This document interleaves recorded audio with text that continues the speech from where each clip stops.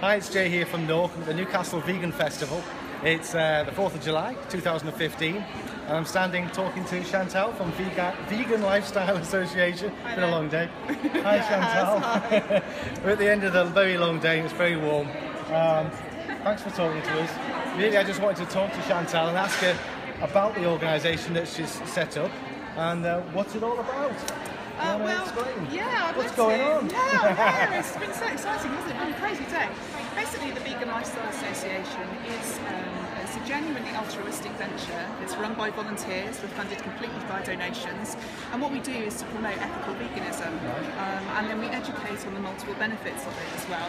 And then we provide practical resources, help and information to actually help people live the lifestyle. So we look at everything. It's not just food. We look at products, clothing, how they actually live day to day as well. A whole range of information.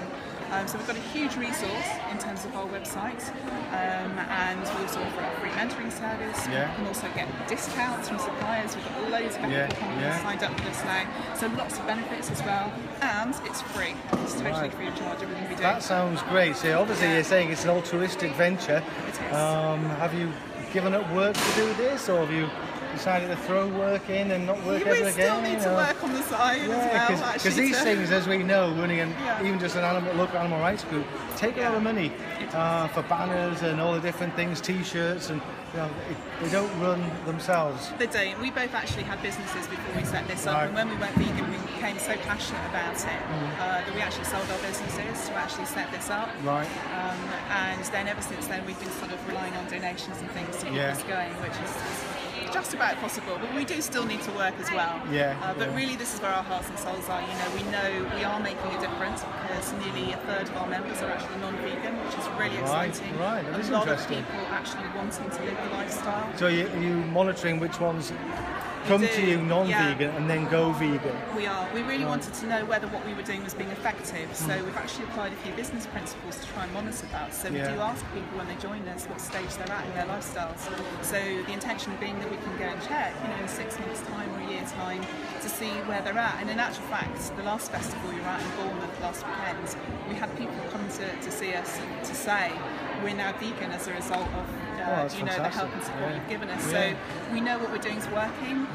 We're trying to take quite a pragmatic approach. We're trying to be, keep it really easy for people. That was our core message this year, is actually sort of easy to be vegan campaign. So very entry-level stuff, that actually if somebody wanted to live a more compassionate lifestyle, here's all the products you could use overnight to go vegan. So it's very much practical information as well, because one of the things that non-vegans were saying to us was, we think it's difficult, it's hard, it's restrictive. Not anymore. Not in 2015 in the UK. The choice we've got is incredible. So that was our sort of message this year. Well, I think it's a great message to have, because at the end of the day, it is so much easier nowadays to be vegan. It really Whereas, is, many years ago, when 30 years ago, when I became vegan, I had a shop at certain places. In fact, there was a Huntsab group that I used to be in many years ago. On the top floor where they had in this flat, we'd all go there, and that's where we'd buy our Kingfisher toothpaste and our Ecova washing up powder, and Suma Club, Suma Marge, all that sort of stuff, because that's the only place you could get it. Sainsbury's didn't do anything. There was no such thing as vegan products in the supermarket. Nowadays, as you rightly say, it's easy to be vegan. There's no excuse. So why can't you go through life without causing cruelty to animals and feel better for it? As I was talking to your partner just before, he's lost a lot of weight. He's had some significant health benefits. It's actually saved his eyesight. I mean, it sounds dramatic to say, but the health benefits are so significant. So this is something that we do tell people about as well. We have to educate on that. And I think in environmental terms as well, people do not realise the impact that switching to a vegan lifestyle can have. And it's imperative now. We're running out of time. And again, it sounds dramatic, but it's true. Well, we just simply cannot sustain the population on the growth curve that we're going through. Eating meat, it's not sustainable, as you say. And so whether it's for ethical reasons, because of the animals, which is obviously more our we hot always topic. promote it in those terms, because that was our core as well, and that's the reason why we went vegan, was because of ethical reasons. And we know that it's possible to live a life without harm, so that's what we promote.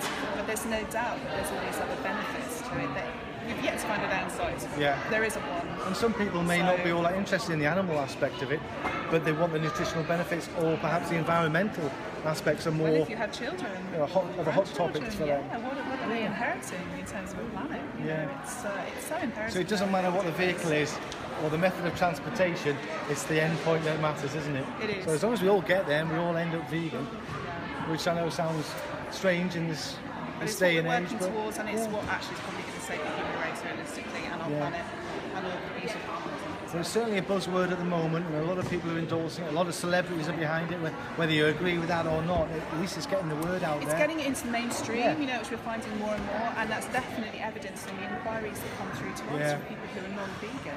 We didn't really anticipate this kind of response.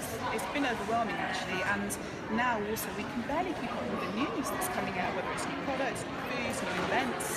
I mean, it's actually quite difficult to keep up, so I do think we're finally getting to the stage where it is getting into the mainstream. I mean, I'm actually talking about it on the radio tomorrow morning, you know, for an hour. It's just like, you know, it's an amazing breakthrough. And the more we talk about it, and the more confident we are to talk about it as well, I think it's really important. I don't want to be hiding in a coffee shop apologising for the fact that I want soy milk in my coffee. I think it's really important that we go in and ask. We have to show that there is demand for these products. Because one thing for sure is that businesses will listen to consumers and where consumers are spending their money. That's right. And it's a mistake to think that people don't care. They do care about where their food and their products come from.